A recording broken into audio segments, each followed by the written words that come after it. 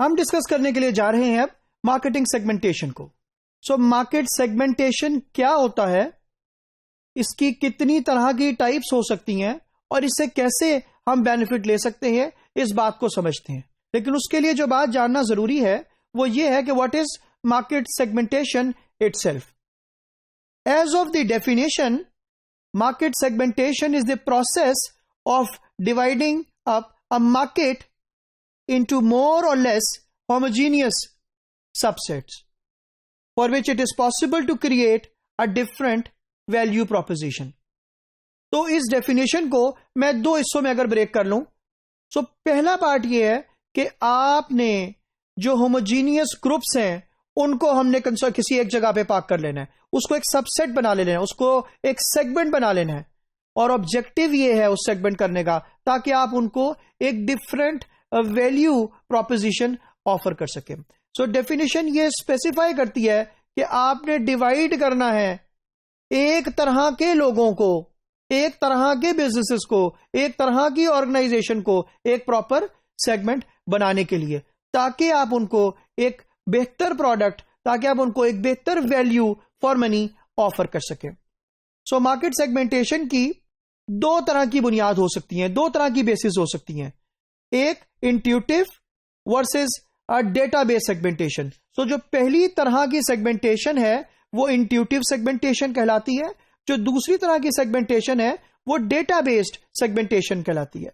सो हम इनको one by one discuss करते हैं। सबसे पहली अगर हम बात करें इंट्यूटिव सेगमेंटेशन की, सो इंट्यूटिव सेगमेंटेशन में जो पहली बात है वो ये है कि that you need to brainstorm segmentation variables.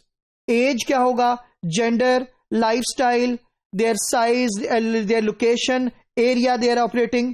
तो ये पहला तरीकेकार है सेगमेंट करने का। For example, you can segment on the basis of age, you can segment on the basis of gender, you can segment on the basis of lifestyle, you can segment on the basis of the location where they are. इसी तरीके से to produce word profiles, आपका this is one of the ways कि आप word profiles के तौर पर create कर लें, सेगमेंटेशन कर दें।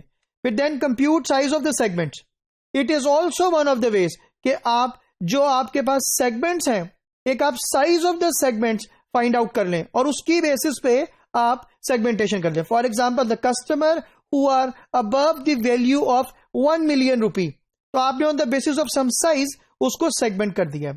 इसी तरीके से आप ये भी फाइंड आउट कर सकते हैं कि असेस कंपनी या सेगमेंट फिट, ये बिजनेस कौन से सेगमेंट में फिट हो सकता है, उस कंपनी को असेस करेंगे और उसको पर्टिकुलर सेगमेंट में फिट कर देंगे। Then make targeting decisions. कई दफा ऐसा भी होता है कि आप ये देखते हैं कि मुझे एग्जैक्टली इस तरह की कंपनी को कौन से सेगमेंट में टारगेट करना है, इसकी नीड्स को देखते हुए। सो अल्टीमेटली आप टारगेटिंग डिसीजंस को चेंज कर लेते हैं।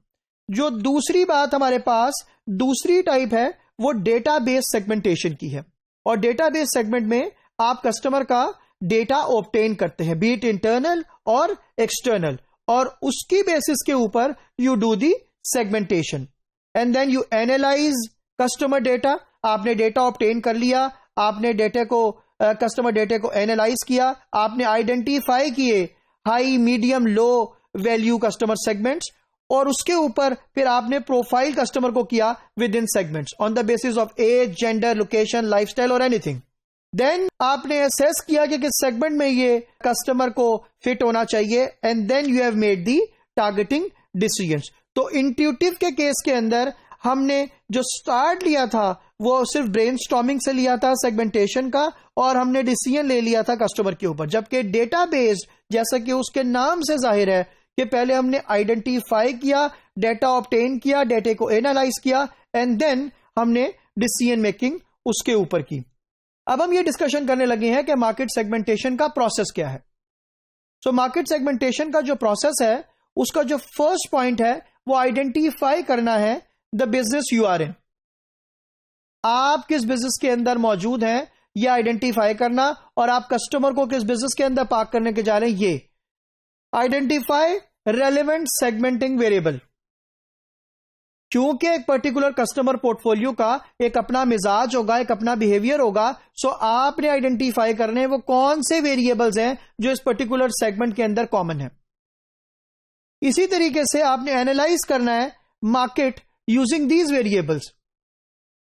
जब आप मार्केट का एनालिसिस कर लेंगे उन वेरिएबल्स को इस्तेमाल करते वक्त, तो आप बेहतर तरीके से सेगमेंटेशन कर सकेंगे।